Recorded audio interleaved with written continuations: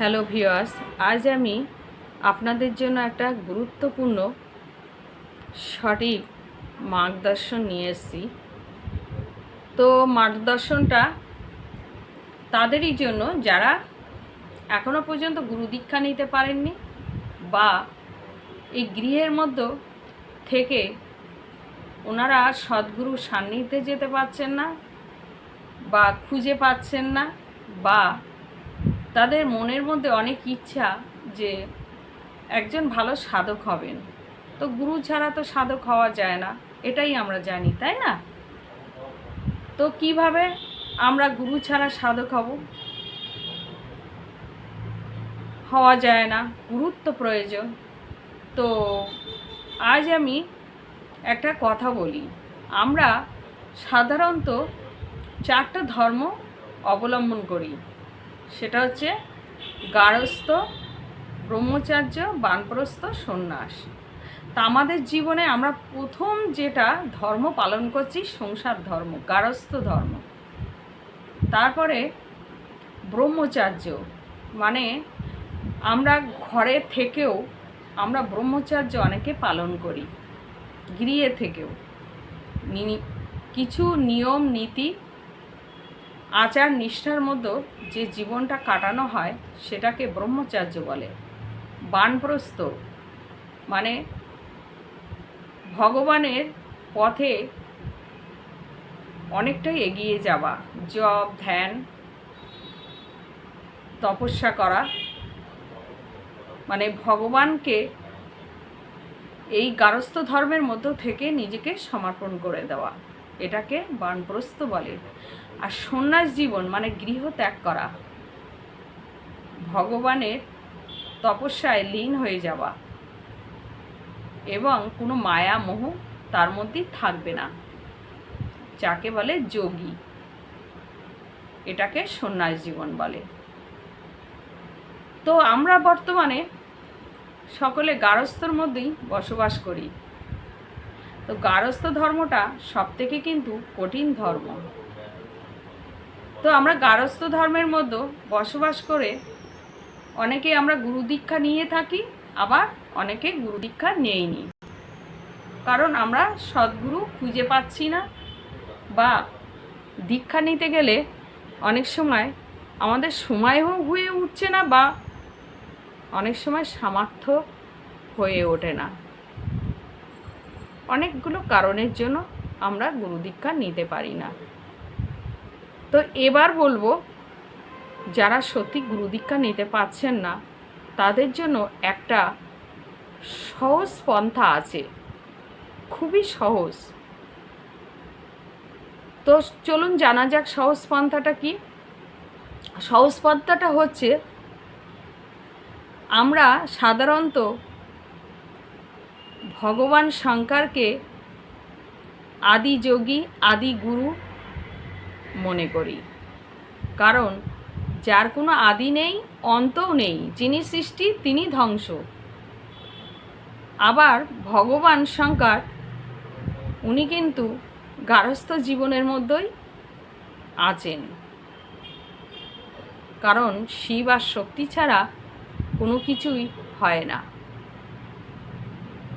উনি যোগী, আবার এদিকে গারস্থ ধর্মের মধ্যেও উনি আছেন, দুটোতেই আছেন।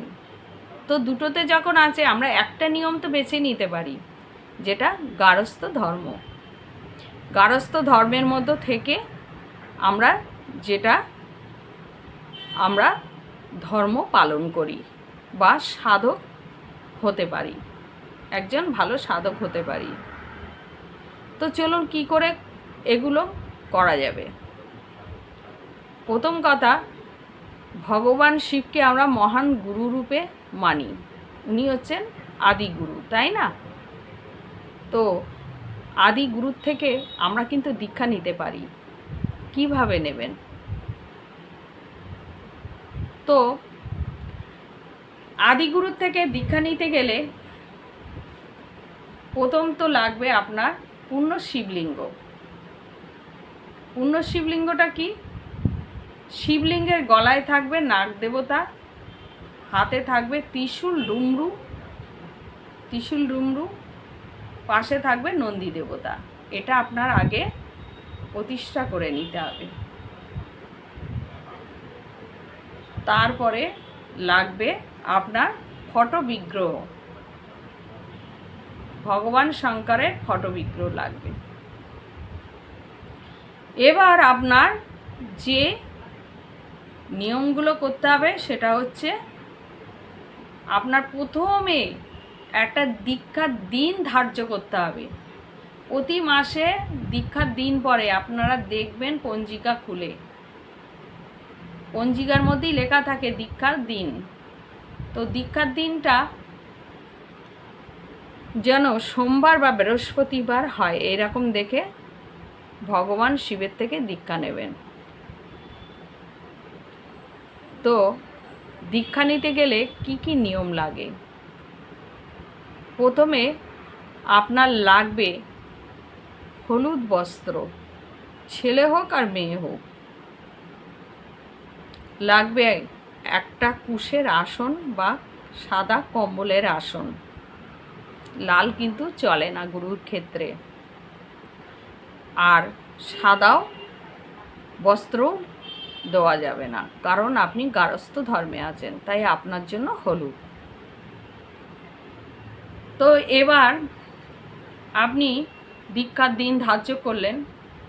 এবার দীক্ষা নেওয়ার সময়টা দেখে নিতে হবে, কোন সময় মধ্যে দীক্ষা নিলে আপনার শুভ যোগ আছে, সেই যোগের মধ্যে আপনাকে দীক্ষা নিতে হবে। ঘরেতে যে বিগ্রহটা প্রতিষ্ঠা করলেন বা শিবলিঙ্গ প্রতিষ্ঠা করলেন, সেই শিবলিঙ্গে সকাল সকাল উঠে চান্দান করে পুজো পাঠ দিয়ে নিতে হবে। এবার কি কি লাগবে? ভগবান শিবের পুজো দিতে গেলে লাগবে আপনার, ওনাকে একটা হলুদ বস্ত্র দিতে হবে, রুদ্রাক্ষের 108-এর মালা দিতে হবে, একটা পদ্মফুল দিতে হবে, অক্ষত বিল্বপত্র দিতে হবে, আকান্দর মালা, হলুদ মালা, আর সুন্দর করে বিল্বপত্র দিয়ে ওনাকে সাজাতে হবে। আর কি দেবেন? গুরুকে পইতে দেবেন, মনে করে কিন্তু পইতে দেবেন। অনেকে আছে গাঁজা কলকে দেয়, গাঁজা কলকে দিতে নেই। সিদ্ধি দিয়ে শিবলিঙ্গে অভিষেক করবেন, গঙ্গা জলের মধ্যে একটু সিদ্ধি দেবেন, দিয়ে অভিষেক করবেন। বা বাটার মধ্যে পঞ্চপাচার সাজিয়ে ওর মধ্যে একটু সিদ্ধি দিতে পারেন। তারপরে ভগবান শঙ্করকে সুন্দর করে অষ্টগন্ধা বা চন্দন দিয়ে তিলক করবেন, ভস্ম দেবেন। এবার কি কি লাগবে দেখুন। একটা পিতলের বাটার মধ্যে আপনার পান, সুপারি, হর্তুকি, চন্দন, কুমকুম, 5টা হলুদ গাঁঠ, দূর্বা, অক্ষত, আতপ চাল,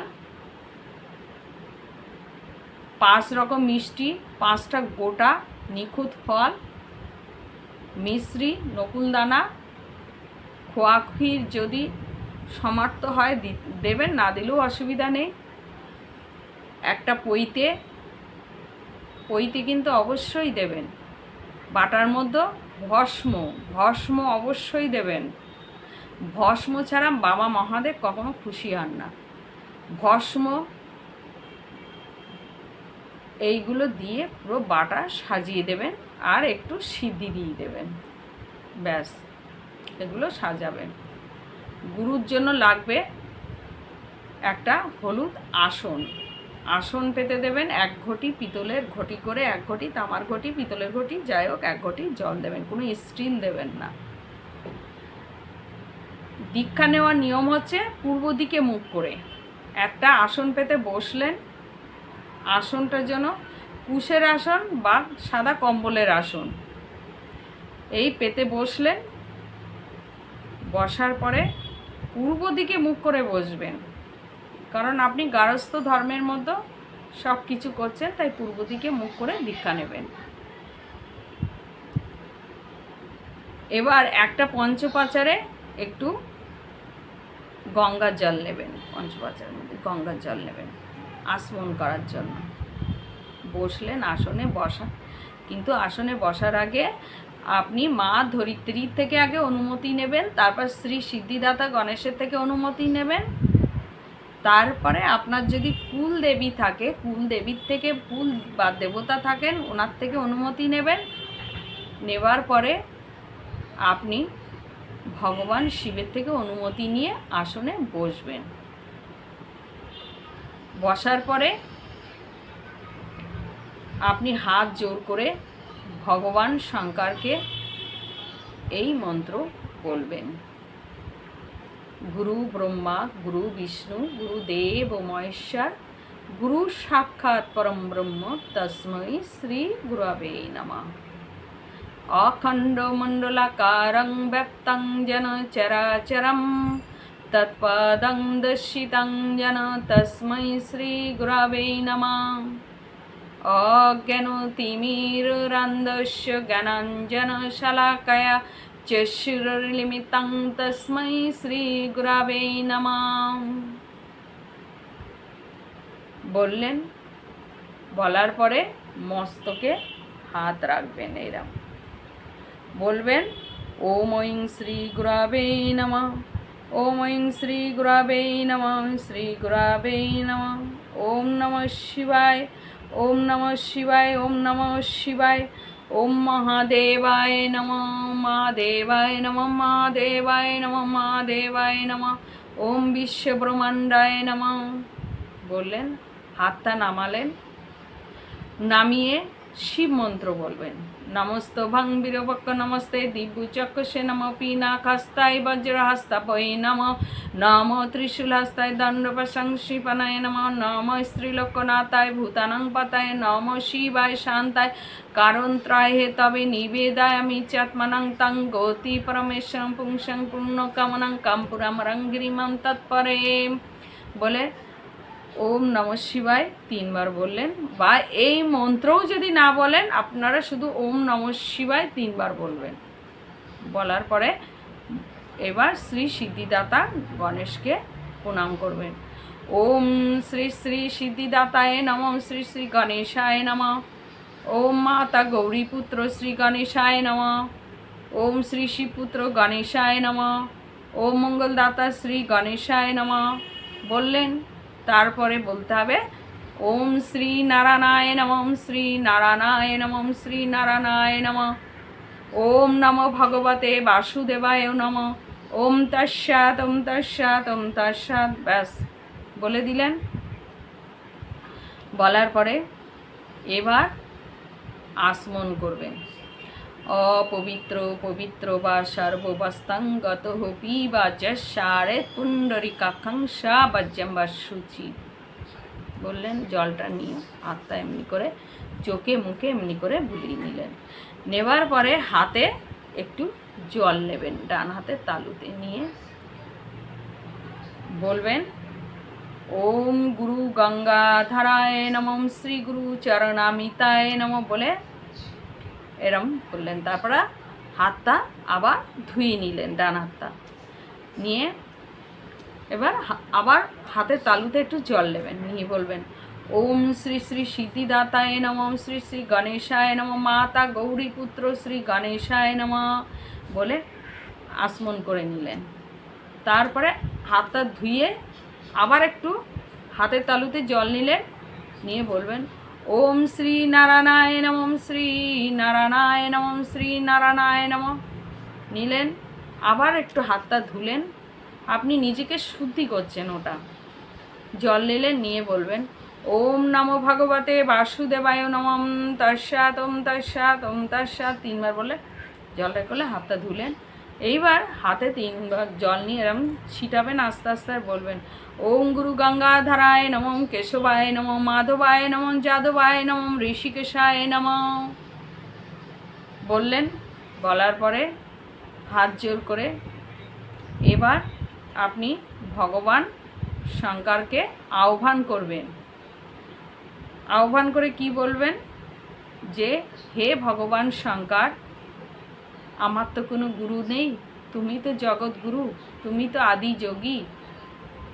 আমি তোমাকে আহ্বান করছি, তুমি আসন গ্রহণ করো, তুমি এই আসনে অধিষ্ঠিত হও, বিরাজমান হও। আমি তোমার চরণে নিজেকে সমর্পণ করতে চাই। পূর্ণরূপে তুমি আমায় গুরুরূপে গ্রহণ করো এবং আজ থেকে তুমি আমার গুরু, তাই তুমি আমার শিষ্যরূপে স্বীকার করো এবং গুরুরূপে তুমি আমার গুরু দীক্ষা দাও এবং গুরু হয়ে তুমি আমার সঠিক মার্গদর্শন দাও, আমার পুনরুজ্জীবন দান করো। এভাবে গুরুকে আপনি শরণাপন্ন করবেন, মনে মনে আপনার মনের ইচ্ছা মতন গুরুকে আহ্বান করে ওনাকে জাগ্রত করুন। রুদ্রাক্ষের মালাটা অবশ্যই গঙ্গার জলে শুদ্ধি করে নেবেন, বিল্লপত্র গঙ্গার জল দিয়ে ওটাকে শুদ্ধি করে একটা বাটায় রাখবেন কিন্তু। আর একটা ঘিয়ের, অখ্যাত একটা ঘিয়ের প্রদীপ জ্বালাবেন ভগবান শঙ্করের সামনে। একটা ঘিয়ের প্রদীপ জ্বলবে কিন্তু দীক্ষা নেওয়ার সময়, ঘিয়ের প্রদীপ দীপ জ্বলবে, ধূপ জ্বালাবেন। এবার আপনি আপনার একটা পাঠ কমপ্লিট হলো। এবার আপনি ভগবান শঙ্করের সামনে নৈবেদ্য সাজিয়ে দিলেন, এক ঘটি জল আর আসন দিলেন। তারপরে আপনি বলবেন, হে গুরুদেব, তুমি আমায় এবার দীক্ষা দাও। তা দীক্ষা নিতে গেলে কি করতে হবে? আপনার এই দাঁত আর জিভ একসঙ্গে হবে না, একদম মনে মনে আপনাকে জপ করতে হবে, দাঁতের সঙ্গে জিভ থাকবে না। গুরু দীক্ষা এইভাবে নেওয়া হয়। আপনার বাঁ কানে একটা হাত চেপে ধরবেন আর ডান কানটা এইভাবে গুরুর দিকে বাড়িয়ে দেবেন, দিয়ে 21 বার প্রথমে গুরুমন্ত্র জপ করবেন, ওম ঐং শ্রী গুরবে নমঃ। 21 বার জপ করবেন। পঞ্চাক্ষর মন্ত্র ওম নমঃ শিবায় 21 বার জপ করবেন। হলো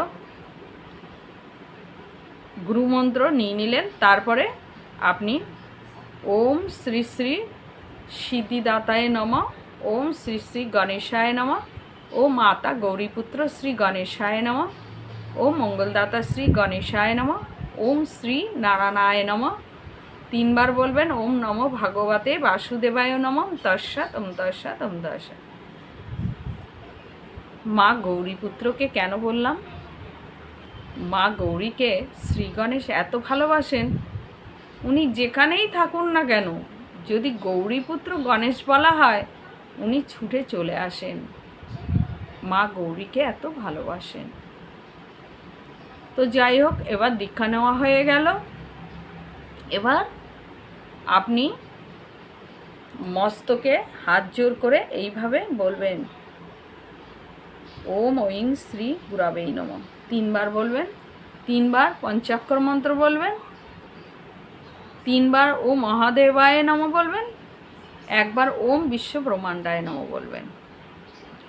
বলার পরে এবার গুরুর থেকে আপনি আজ্ঞা, আদেশ, অনুমতি 3টেই আপনাকে নিতে হবে। কারণ আপনি গুরুকে কিন্তু আপনার ব্রহ্মতালুতে স্থান দিচ্ছেন, আসন দিচ্ছেন। উনি জগৎগুরু, উনি আদিযোগী, ওনার স্থান আপনার ব্রহ্মতালুতে, অন্য কোথাও না। ওনার আসন কিন্তু ব্রহ্মতালুতে, এটা মাথায় রেখে দেবেন।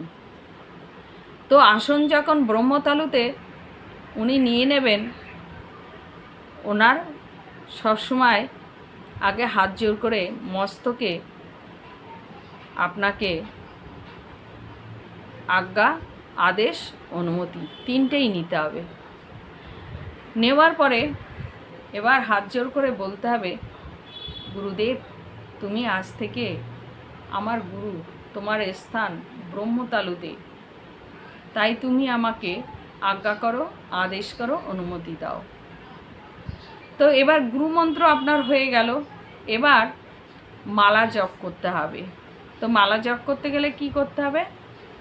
প্রথমে আপনাকে গণেশ মন্ত্র জপ করতে হবে, কারণ গণেশ হচ্ছে সিদ্ধিদাতা। আপনি যাই জপ করুন সেটাকে সিদ্ধি করেন গণেশ। গণেশ যদি সিদ্ধি না প্রদান করেন, আপনার ক্ষমতা নেই কোনো মন্ত্র শক্তি বা কোনো কিছু সিদ্ধি করা। তো মা গৌরীপুত্রকে আগে আহ্বান করে নেবেন, গুরুর থেকে আজ্ঞা আদেশ অনুমতি নিয়ে। এবার মালার যেটা 108 দানা থাকবে, 108 দানা জপ করার মালা, একটা এক্সট্রা থাকে, ওটা ধরে 9টা। তো 9টার মাথায় সুতো থাকে, ওটা ধরে নেবেন, যেন মালা ভাঁজ না থাকে, না সোজাই থাকে যেন। কোন আঙুলে জপ করবেন? এই অনামিকা আঙুলে এইভাবে ধরে জপ করতে হবে। মালাটা এরম ধরলেন, ধরার পরে ব্রহ্মাণ্ডে ধরবেন, ধরে ওম ঐং শ্রী গুরাবেই নমঃ 3 বার বলবেন, পঞ্চাক্ষর মন্ত্র 3 বার বলবেন, ওম মহাদেবায় নমঃ 1 বার বলবেন, ওম বিশ্বব্রহ্মাণ্ডায় নমঃ 1 বার বলবেন, বলে আজ্ঞা আদেশ অনুমতি নিলেন। এবার গুরুর থেকে বলবেন, গুরুদেব আমায় আজ্ঞা আদেশ অনুমতি দাও জপ করার জন্য। আপনি পদ্মাসনে বসে আবার জপ করবেন। মালাটা এরকম ঘুরিয়ে নেবেন, নিয়ে প্রথমে গণেশ মন্ত্র জপ করবেন। ওম গং গণপতায়ে নমঃ, ওম গং গণপতায়ে নমঃ, বা ওম শ্রী গণেশায় নমঃ। যদি কিছু না বলতে পারেন, ওম শ্রী গণেশায় নমঃ বলতে পারেন 108 বার। হয়ে গেল। তারপরে 108 বার যখন জপ করে নিলেন, এবার ব্রহ্মাণ্ডটা এমনি করে ঘুরিয়ে নেবেন। ঘোরানোর পরে 108 বার গুরুমন্ত্র আপনাকে জপ করতে হবে। ওম ঐং শ্রী গুরাবেই নমঃ 108 বার জপ করে নিলেন। এবার পঞ্চাক্ষর মন্ত্র জপ করতে হবে। পঞ্চাক্ষর মন্ত্র আপনি আনলিমিট জপ করতে পারেন। পার ডে আপনি 1000 বা 2000 মালা, 1000 মালা, যেমন আপনার সময় হয়, বা 108 বারও করতে পারেন। কিন্তু মালা জপ করার একটা নিয়ম অনুযায়ী করতে হবে, এবং আসন ছাড়া কিন্তু শিব মন্ত্র জপ করা যায় না, সবসময় মাথায় রাখবেন। আসনে বসে, শুদ্ধ বস্ত্রে বসে, আপনি তো গুরু দীক্ষা নিয়ে নিলেন, আপনার তো গুরু ভগবান শঙ্কর। কিন্তু একটা শর্ত আছে। শর্তটা কি জানেন? আপনি যতদিন বাঁচবেন, আপনি কিন্তু দ্বিতীয় কোনো গুরু ধরতে পারবেন না। শিক্ষাগুরু আপনি হাজারও করতে পারবেন, পঞ্চগুরু করতে পারবেন, কিন্তু আপনি কিন্তু দীক্ষাগুরু দ্বিতীয় আর কাউকে করতে পারবেন না। গুরু কিন্তু দীক্ষাগুরু আপনার হয়ে গেল, একজনই আপনার দীক্ষাগুরু। দীক্ষাগুরু যখন হয়ে যাবে, আপনি আর জীবনে কাউকে দীক্ষাগুরু বলতে পারবেন না।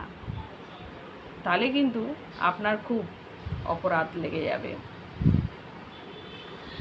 তো এবার আপনার দীক্ষাগুরু হয়ে গেল। এবার নিয়মিত ডেলি যখন জপ করবেন, একটা করে ঘিয়ের প্রদীপ জেলে জপ করবেন, বা তিলের প্রদীপে রেখেও জপ করতে পারেন। তিলের প্রদীপ জ্বালিয়ে, তিলের তেল দিয়ে প্রদীপ জ্বালিয়েও করতে পারেন, ঘি যদি না জোগাড় করতে পারেন। কিন্তু সর্ষের তেল দিয়ে কখনো প্রদীপ জ্বালাবেন না জবের সময়। ভগবান শিব সর্ষের তেলের প্রদীপে উনি জাগ্রত হন না। ভগবান শিবকে জাগ্রত কীভাবে করতে হয়? তো এইভাবে আপনারা দীক্ষা নিয়ে জপ করতে করতে করতে করতে আপনারা এমন সুন্দর একটা সাধক হয়ে যাবেন না, আপনাদের মধ্যে শক্তি তখন অলরেডি হোল্ড করবে। এত শক্তি আসবে আপনাদের মধ্যে, একটা এনার্জি শক্তি এসে যাবে। ভগবান শিব তখন নিজেই স্বয়ং এসে আপনাদের মার্গদর্শন দেবেন। 100% বিশ্বাসী মেলায় বস্তু। তবে ধৈর্য ধরতে হবে যে আজকেই জব করলাম, আজকেই আমি ফল নেব, সেটা কিন্তু হবে না। রেগুলার নিয়মিত করতে হবে, কারণ আপনার গুরু দীক্ষা তো হয়েই গেল।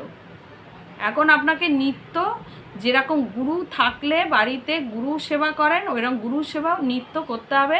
নিয়মিত ভগবান শঙ্করকে পুজো পাঠ, যেরকম সাধ্য আপনার, এরকম না যে এটাই মানে মানতে হবে। আর বৃহস্পতিবার হচ্ছে গুরুবার, ওই দিনটাকে আপনাকে গুরু হিসাবে ওনাকে পুজো দিতে হবে, গুরু হিসাবে পুজো দিতে হবে। এবং গুরুর যেমন সাধ্য সেই হিসাবে আপনার পুজো দিতে হবে। কিন্তু ওই হলুদ মালা ফুল, মানে গুরুর যেরকম দেওয়া হয় হলুদ মালা ফুল, মানে এরকম না যে আপনি দীক্ষাতে যেরকম দিয়েছেন সাজিয়ে গুছিয়ে, অত কিছু দিতে লাগবে না। আর একটা মেন একটা পয়েন্ট আপনাদের বলার আছে, গুরু দীক্ষা দেওয়ার পরে আপনাকে 101 টাকা বা 8 টাকা, 108 টাকা বা 1 টাকা বা 21 টাকা গুরুকে আপনার দক্ষিণা দিতে হবে, দক্ষিণা দেবেন। সেই দক্ষিণাটা দেওয়ার পরে ওটা আপনি খরচা করবেন না কোনো দিন, বা কাউকে দেবেন না। ওই দক্ষিণা টাকাটা একটা হলুদ কাপড়ের পুডলিতে রেখে দেবেন গুরুর আসনে, বা আপনারা একটা রূপোর কোটো ভরে রেখে দিতে পারেন। ওটা আপনি যতদিন বাঁচবেন ওটা আপনার গুরুর আসনে ওটা থাকবে। আপনি যে দীক্ষা নিয়েছেন, গুরু দক্ষিণা দিয়েছেন, সেটা সংকল্প নিয়েছেন, সেই সংকল্প অনুযায়ী ওটা ওই দক্ষিণাটা ওখানে গুরুর আসনেই থাকবে, ভগবানের ওই আসনেই ওটা রেখে দিতে হবে। ও ভুল করেও ওই টাকা আপনি খরচা করবেন না, ওটা আপনি গুরুকে দক্ষিণা দিয়েছেন, ওটা না খরচা করবেন না কাউকে দেবেন। ওটা আপনার একটা আশীর্বাদ, আশীর্বাদী জিনিস, কাউকে দেবেন না। তো ওটা আপনি রেখে দিলেন, হয়ে গেল। এবার নিয়মিত আপনি জপ ধ্যান প্রচুর করুন, দেখুন আপনি ফল পান কি না পান। এবার আমি পরের ভিডিওতে বলবো যে কিভাবে জপ করলে সাধনায় সফল হওয়া যাবে, বা ভগবান শিবের সান্নিধ্যে যাওয়া যাবে, সম্পর্কটা ক্লোজড হবে, বা ওনার থেকে আপনি সব উত্তর পাবেন। আপনারা ফলো করুন, আমি সব বলে দেব কিভাবে। আর এটা 100% আপনারা ভগবান শিবের ওপর যদি বিশ্বাস রাখেন, তার চরণে যদি নিজেকে সত্যি সম্পূর্ণভাবে সঁপে দেন, অবশ্যই ফল পাবেন, অবশ্যই ফল পাবেন। কারণ আমরা সনাতনীরা বেশি অংশে গুরু দীক্ষা নিতে পারি না বলে এই ইস্যুতে আমরা সত্যি আমরা ঘরে বসে সাধনা করতে পারি না, বা ভালো একজন সাধক হতে পারি না। আর আমরা কেন বা হতে পারবো না? আমাদের সুযোগ যখন আছে, আমরা সুযোগটা কেন নেব না? তো যাই হোক, এইভাবে আপনারা গুরু দীক্ষা নিয়ে আপনারা গুরুর আশীর্বাদ নিন আর জপ ধ্যান করুন। আর যদি এই ভিডিওটা সত্যি ভালো লাগে তা অবশ্যই লাইক করবেন, কমেন্ট করবেন, আর বেশি বেশি করে শেয়ার করবেন একটু।